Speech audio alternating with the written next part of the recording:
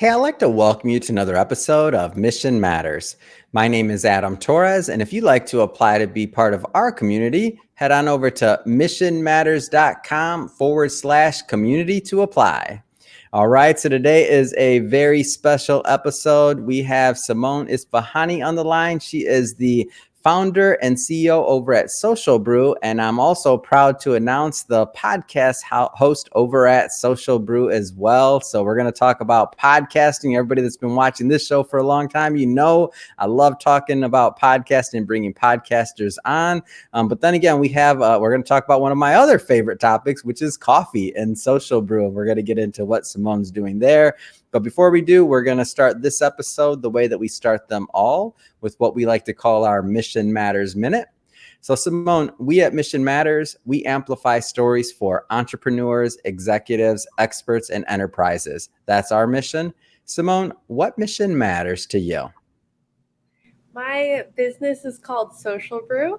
So I sell primarily Hawaiian coffee and Hawaiian flavored pancake mixes, and I donate half of the proceeds to fighting human trafficking.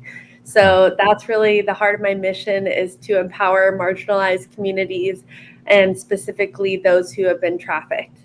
Well, Simone, I've been following your work for a long time, and I'm excited to finally have you on the show. I've been listening to your show, and I'm a fan, and I definitely suggest that my audience go listen as well. But just to get us kicked off here, like, how did you get started in the entrepreneurial journey? Did you know it was going to be coffee? I guess that's what I'd ask first. Yeah, well, thank you first for having me on this. It's always great it always makes me excited to talk about Social Brew any chance I get. I first came up with the concept when I was about to graduate college. And for me, I had no clue it was going to be coffee, honestly. I just knew I loved coffee. I kind of grew up all over the world. I lived in the Netherlands, Australia, Hawaii. So they're all kind of known for their coffee, really. And so, yeah, I had just the privilege of being able to have that exposure in different cultures and different types of coffee. And in college, like many students, studying in the libraries late at night, and wanting to socialize with friends, we really just enjoyed trying new coffee spots in the area. And so that's really where I grew my love for coffee. And in terms of the issue of human trafficking, I first really was exposed to it in college as well. And my friend there was this awareness week happening on my campus, and my friend brought me to this talk. And at the end of the talk, I was sitting at the edge of my seat, and I remember the speaker just going, "Once you hear, you can't unhear." And something about that just really resonated with me. And I remember walking away from that like, okay, this is important. Like, I need to do something about this. And I was kind of fired up, just researched as much as I could, spoke to FBI agents that ended up coming to my campus, volunteered for other anti-trafficking nonprofits, which eventually led me to co-lead a women's service trip to India to really get up close to the issue and work with survivors there. So yeah, that just solidified my passion, but I didn't really put the two together until I was back home in Hawaii with my dad at a new coffee spot, talking about my future and what's next. And I thought, what happens after care and after these women and children and everything have been through a rehabilitation program, and especially the women that, are trying to get back on their feet and rebuild their lives. I just thought, wouldn't it be cool to have a coffee shop and be able to employ survivors and create those sustainable job opportunities? So it would be a stepping stone that then they could pursue, whatever it is they would want to pursue, and they'd be financially independent and wouldn't be able to go back, or wouldn't go back to that lifestyle. And so, that's Social Brew in a nutshell. So I want to talk to those emerging and aspiring entrepreneurs. Like, if you could be maybe even talking to the Simone that was, back in college, that had this initial idea. I find often that, most people want to do good. in one way or another, whether it's through a nonprofit, whether it's through donating money, whether it's just, helping somebody with knowledge. Like, I feel like as human beings, that's the way I see the world. Most people want to do good. But to be able to take that want to do good and then to create a company and to actually launch the company, to have a product, to be out there, and to market it and to continue, and also to add a give back within the product in terms of percentage of profits, like that's a dream in itself. Like, what would you say, and like some of the entrepreneurs out there that are maybe watching, that maybe they'd love to do something like that and maybe they don't think it's possible, maybe it's possible, like what would you say to keep them strong and kind of on their path to making their dream a reality? Yeah, well, fortunately, I come from a line of entrepreneurs in my Yeah. family, and my dad and my aunt specifically have been very important in my journey to building this company, and have been my I call them like safeguards, Yeah. really in building my business and my business plan. Because yeah, it's one thing to have passion, to have an idea; it's another thing to execute on that. And Mhm. so I think for me, once I knew I really wanted to commit to this and go for it, I was like, okay, where do I begin? How do I build Yeah. a business plan? And Yeah. that a lot of people are there. They don't have a dad that knows how to, kind Yeah. of show them the way. So for that, I would say practically, whether it's, I mean, usually you probably have to start in online communities, but there's a lot Yeah. of communities like Mission Matters out there, and different meetups and stuff where you can network Mhm. with people. And I would say find a really good advisor, find a good Mhm. business mentor in whatever area, like whether it's coffee. My dad happened to have a friend who was his previous mentor when he was coming up in the corporate world, Yeah. who started his own whole coffee business, has a farm out here in Temecula in California, everything. And he connected me to someone who is also very influential in the coffee Mm. business. And that's where I just started, just talking, learning all about Yeah. coffee. And I partially grew up in Hawaii. And so a lot of it is just making, is cold calling, it's showing Mhm. up, it's putting yourself out there, being vulnerable. And so I would tell people just go scared, like Yeah. don't, you're never gonna be fully ready to make the leap. You have to do it scared. So Yeah. yeah. And one of the good things, and many of the things you just said. So find a mentor, like find somebody, like so you happen to be your father, but I'll just give you an example from my life. So when I was younger and I wanted to go into finance, my parents were like, and this is like I'm like 16 or 15, and my parents are like, well, we don't know anything about money. Like they knew what they didn't know. So what they did was they encouraged me to, like, they introduced me to other friends and other people that were either in that business or otherwise that were further along or understood other things. And that's quite some time ago. But now you're right, it's like meetups, all these other things. Like there's information, and to me there's a lot of people out there that are willing to help and that can help. But you have to be a little bit clear on your vision on what you want to accomplish, because it's hard for people to to help you if you don't exactly know what you're asking for, right? Yeah. Yeah, that's what I mean too, just being bold. And for those Mhm. who went to college, tap into your alumni network. Yeah. That's also what I did. And actually, that was also what inspired me to become an entrepreneur. Is my Mhm. friend kind of convinced me to join her team for this startup competition in the business school at my college Mm. when I was there. And that was kind of what also sparked this, where I was like, oh, I kind of have this passion for business. And It's in the blood. It was in the yeah, blood. yeah, it was. And I kind of ran away from it, honestly, for a while. But once I realized I could have It social sucked you back. yeah, well, like that I could have a business with a greater impact. I think I was Yeah. like, oh, like I'm kind of piecemealing, all these people I've met over the years, Mm. but it's kind of up to me to put it all together, really, Mm. and have it make sense and resonate with other people. And so Mm. you really have to know your why. going Yeah. into it. That's what I always come back to, because there's going to be many times you'll get told Mm. no, it's not going to work. There's all these flaws in your business plan or Yeah. whatever. There's going to be so many people that have opinions. And Yeah. I always say, take it with a grain of salt. There are people Mhm. that genuinely are more experienced than you, and you want Mhm. to really hear them and take in their advice. Mm. But you know what your passion is best.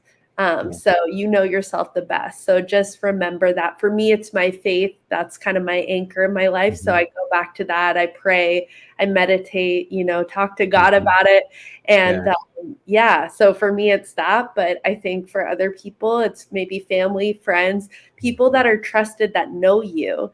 And it can be scary to say, I want to start my own thing, but just know Mhm. you're in good company. There's so many people that are willing to help you, and you just may not know it yet. So, Mhm.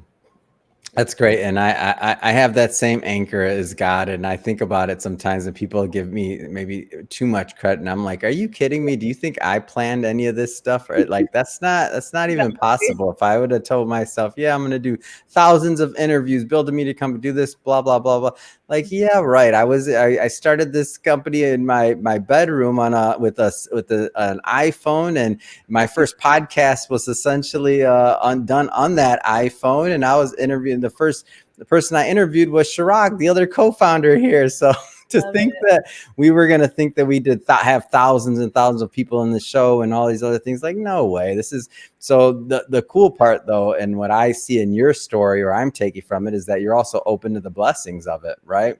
Like you recognize the people that are in your life, and you've established those relationships. I feel like, or as we're getting to know each other, I feel like you're somebody that takes the relationships and the people in your life pretty seriously, huh?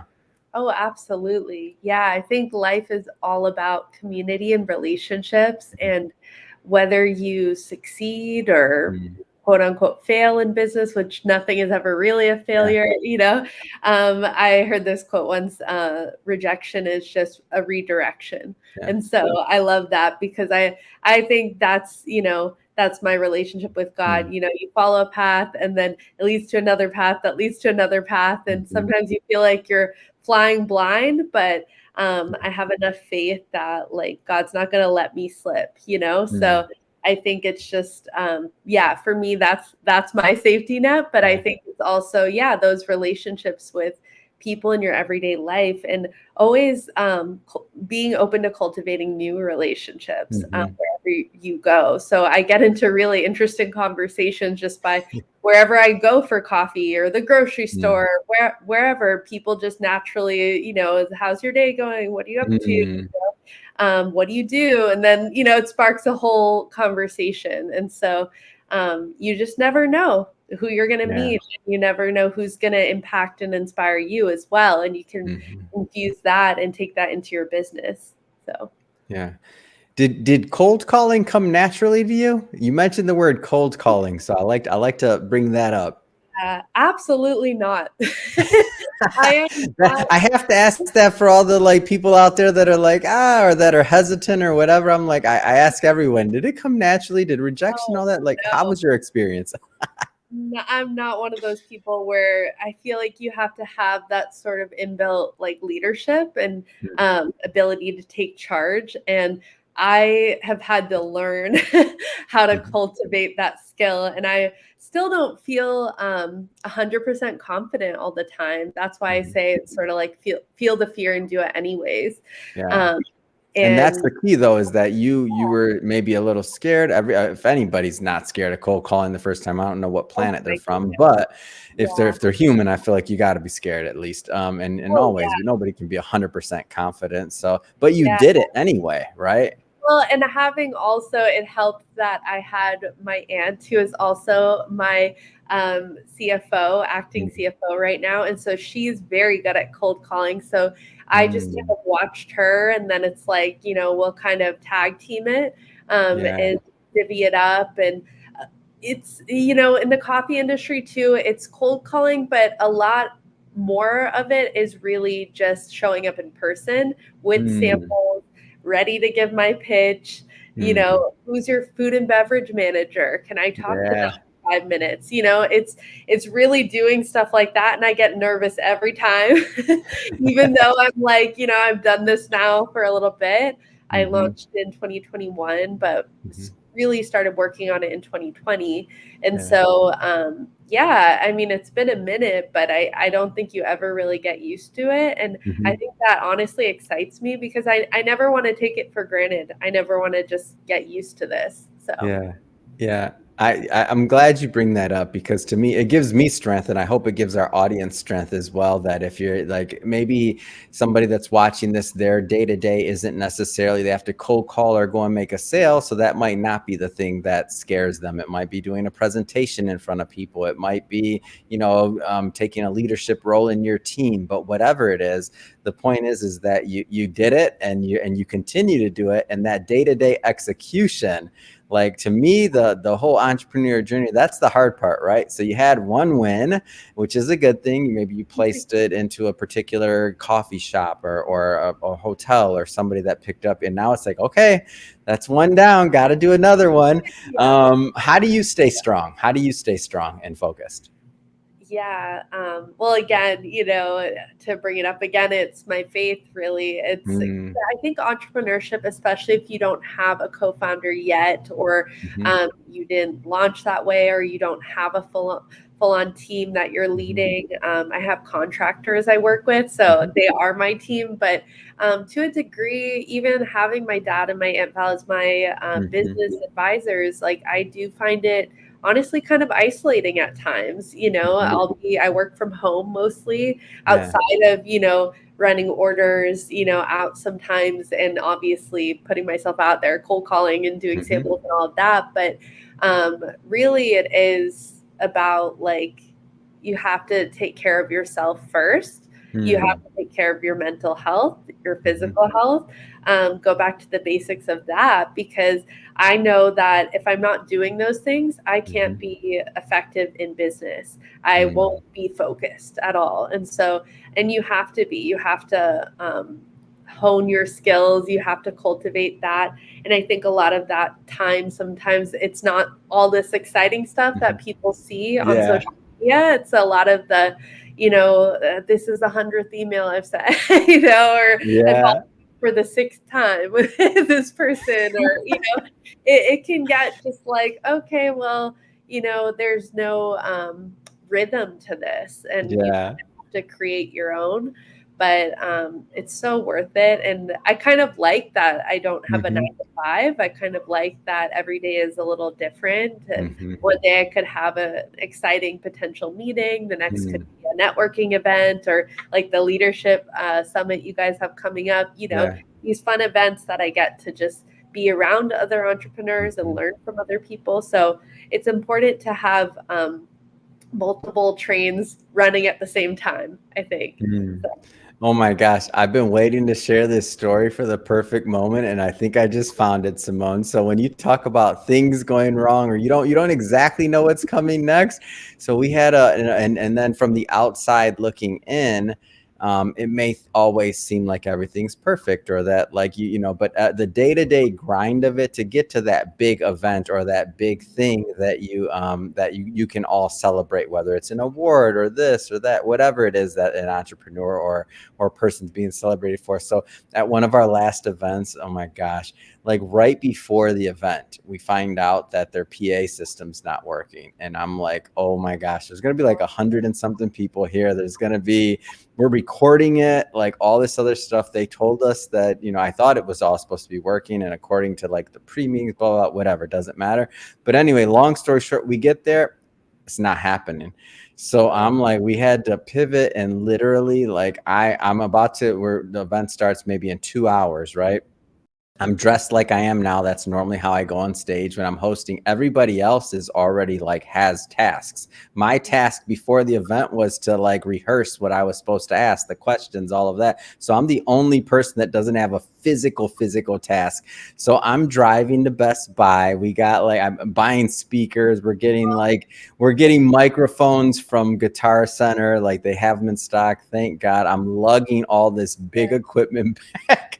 And that's like, and I'm trying to rehearse and look at my notes and everything while I'm driving. So that's not probably the best idea.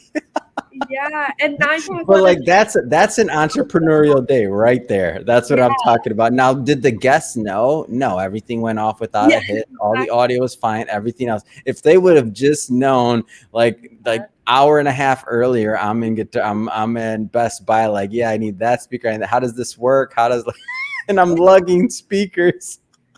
I love that. I love that story because that really encapsulates the imperfections in business and just in life. You have to pivot in life. Things come up all the time and don't go Uh, according to plan. And so you have to just be willing to kind of mhm, roll with it and just do the best you can. And I think for me, the way kind of being trained in college, at least with mhm. leadership and getting those opportunities to be in those really cool spaces, I Yeah. really learned that your vulnerability is your strength. And so I Mm, really feel that sometimes the best thing you can do is say, okay, I know you guys don't know this, but it's been a hot mess back here. We're going to do, our PA system went out, but we're going to do this. And yeah, just want you guys to know it's been a little messy here, And that's I think funny. sometimes people appreciate that because Mhm, live in a world of kind of chasing perfection and mhm. idolizing that. And that's just unattainable, honestly. Yeah. And so it's like, why do an Instagram Mhm, highlight reel? Like show like the real story of like, I don't mhm. have it together all the time, but I'm still going to present myself and do my Yeah. best. I'm still going to show up. So Yeah. that's awesome. I love that story. So speaking of podcasts, Social Brew, like I want to get into that because I've watched some of your and listened to some of your episodes, and I'm a fan of the show. I told you that even before, like we met formally, and I also, that's one of the reasons I invited you on the show. I was just so inspired by some of the dialogue I heard, and so maybe just tell our audience just your concept for the show, how it's evolving, and really some of your vision and how that ties in. I'd love to. Thank you. And thank you for tuning in. It's Mhm. been a step by step process. A lot of days I'm like, I have no clue what I'm doing. I don't know how I started this or got here, but it all happens the way it's supposed to. And Mm. so it's called The Conscious Cup, hosted Mhm. by me. Mhm. And it's socially conscious conversations over coffee. Mhm. So the premise of it is that you don't have to have it all together to do something meaningful with Mhm. your life and with your work. And so that encompasses a broad spectrum of people. And so I Mhm. wanted it to not just be only coffee people or only Yeah. people in the nonprofit or anti-trafficking space, Mhm. because I know people in that space, and all of Yeah. that. Right now, I'm actually doing a mini series on human trafficking to really Wow. showcase kind of my Mhm. mission and vision with my company and Mhm. kind of not overwhelm people but still present the issue in an interesting way. Mm. But I've had all different people so far and really great stories, and so I'm just enjoying the ride, honestly, and learning Yeah. a lot. And yeah, more than anything, it's a privilege and it Mhm. inspires me. So Yeah. Yeah, one of the things I've found with the podcast side of things is it fills me up. Like people ask, how do I continue to do what I do? How do I, like keep that schedule? How do I, this is how right here, like doing this interview with you, it fills me up, hearing your story, hearing your journey. It's a connection. So for people that are thinking about podcasts or how they relate, I don't know how they relate in your life, whether you're a listener or whether you wanted to start one or however, but to me, it's just that connection, because I feel like we learn so much from just like that connection and human value of that exchange right there. Like something new is created. So when I listen to the Conscious Cup and I think about like where that show will head and how it will evolve and how it'll grow, and then as your catalog builds year over year, I'll just project this and give you this good energy and these good vibes. As your catalog builds year over year, you're going to look back and you're going to be like, so just like, and the reason why you'll get this for sure is because you already kind of look back at your life like that. And I know this because you told me, as you were telling me how you built Social Brew in the beginning, was going back to people you've met along the way, essentially, whether they were family or otherwise. Obviously the families in your life day to day, but the other people, or that you were directed to, like that you had encounters with for many years. So what's going to happen is your catalog and all the individuals that are on your show, it's going to end up being its own community of advocates and supporters for you along the way. And then they're going to share it, and then you'll have this other advocacy and these other layers that you didn't even know existed. And it's amazing. It's amazing. You look back and you're like, whoa, how did that happen? So when I see I can already tell based on the content you're creating and that who's listening to it, like myself, I listened to it, and that's how I became an advocate. And I'm like, oh my gosh, I gotta learn more about this. That's what the power of your show and podcasting, in my opinion, has to do. So I'm excited for your journey. And when you said it's lonely, for sure. Like, and that's why I always try to bring podcasters on the show, or introduce podcasters to podcasters, because if it's just you, the mic, and your guest, or just you and the mic and you're figuring out your next guest, or you're trying to figure out that's lonely. But I will tell you this, and for any community, I'm not knocking the YouTube community or any other community, but to me, the podcast community, I still haven't met a podcaster I didn't like. I met a couple people on YouTube where I'm like, you're probably a nice person, but I might not invite you over for dinner. Yeah. Yeah, definitely. Yeah, well, I Oh, love listening to podcasts, but I never honestly saw myself starting a podcast. So it me really just, neither. it came about very naturally, actually. A lot of different people, even people I didn't know, those people business people you have encounters with, whatever, Yeah. they were like, you should start a podcast. Like, it was literally just like, I would get these Wow. random comments, and then I'd have friends kind of mention it here and there. And I'm like, that's nice and all, but nice that you think I could do that. But I really just felt like it's a crowded space, and what do I have to Yeah. say that's different than anyone else? But I Mm. appreciate you, and that compliment for me, because I do think that we're all unique in our own way. We Yeah. all have a unique perspective. And so, Yeah. just having like friends and family be like, but it's your perspective and there's only one you. So Mhm. it'll You're resonate with so more people. right. So, And even the stories, and that translates to most things. So like brands, right? Like whenever I hear somebody say it's a crowded space, normally I feel like they haven't yet defined what their role within that space is. So not picking on you for saying that, by the way. I just mean like in general, like for example, like some people would argue that the coffee space is crowded, right? But you found your niche within coffee. And you also found your niche and within your personal story that's actually super authentic to you.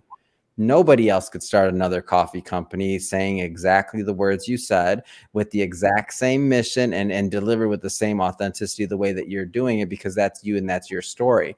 So for not just podcast, content creation in general, like that's the same thing. And to me, that's what's super special. Like you could start a blog tomorrow and it would still be uniquely you and a unique part of your journey and your identity. And hopefully it's done with the thought process, just like you're doing with the Conscious Cup and also Social Brew. Hopefully it's done with some type of mission-based focus that has a thought process on how you're going to give value to not just your audience, but also the marketplace in the world. So I think it's awesome. thank Yeah. you. Thank you. So Simone, I know you got a lot going on, building a business, building a show, a lot of things. I just got to ask, like what's next? I mean, what's next for you? What's next for Social Brew? Yeah. So right now I'm very focused on the wholesale market. I'm Hmm. in a couple hotels in Hawaii, including the Fairmont on Congrats. That's a big deal. I pause entrepreneurs when they're sharing good things. Congrats. Thank you. Thank you. So that was a big get for me, big Yeah. opportunity. So yeah, just the hotel industry surprisingly has been very open. I feel Mm. like just hearing me out, trying samples, getting my foot in the door. And especially in Hawaii, it's all about talking story, as we like to say it. and Mm. building those relationships. And I'm currently based in Santa Monica. And Mhm. so I'm trying to just build that out in the LA market, so B2B, but also focusing on direct to consumer as well at the same time. Like I said, having, multiple trains, running at Yeah. once. And so the hope is to eventually have a brick and mortar, hopefully in the next couple of years, and to be able to employ survivors through the two nonprofit Mhm. partners that I work with, and create those sustainable job opportunities. And I want it to not just be about, because I think human trafficking is a very heavy topic for Mhm. most that, we don't like what we are uncomfortable with, right? Mm. And there's very few people that run towards that or like, I want to know, Yeah. you know? And so I want to have a space in a way that it's not just another cute, trendy coffee shop that's Yeah. Instagram worthy. That's great and all, but I wanted to have the mission, but also have amazing coffee. And so Mm. they're equal in their value. And so that's what I really feel like is, you just draw people in when you have a really Mhm. great product. And so it's also testing the market. I've done demos. I'm in Brentwood Country Mart here. So Mhm. that's my first LA presence in stores. And yeah, Mhm. just looking to get it into more places, maybe like Erewhon, so if anyone has connections in that world, I'm always open, Yeah. just casting the net wide. But yeah, maybe a pop-up and then eventually, yeah, brick and mortar. So It's great. I'm excited to continue to watch your journey and watch your business develop and grow. That being said, if somebody wants to connect or learn more about Social Brew or also the Conscious Cup, what's the best way for them to do that? yeah, so you can go to socialbrew.us. And that kind of has everything on our website. You can also follow at Sip Social Brew on Instagram and Facebook. And then at Simone_Ispahani is my personal handle. And I link it to the Conscious Cup. I'm posting about Social Brew all the time. Mm. So there, if you ever just want to chat or you have questions, I'm always open. So Awesome. And we'll put all that information in the show notes so that our audience can just click on the links and head right on over. And speaking of the audience, if this is your first time with Mission Matters or engaging in an episode, we're all about bringing on business owners, entrepreneurs, executives, and enterprises and having them share their mission, the reason behind their mission. Why do they do what they do? Like what gets them, up in the morning and fired up to go out there into the world and to make a difference? If that's the type of content that sounds interesting or fun or exciting to you, we welcome you. Hit that subscribe button. We have many more mission-based individuals coming up on the line, and we don't want you to miss a thing. Simone, as always, it's been so nice talking to you. Thank you so much for coming on the show. thank you for having me.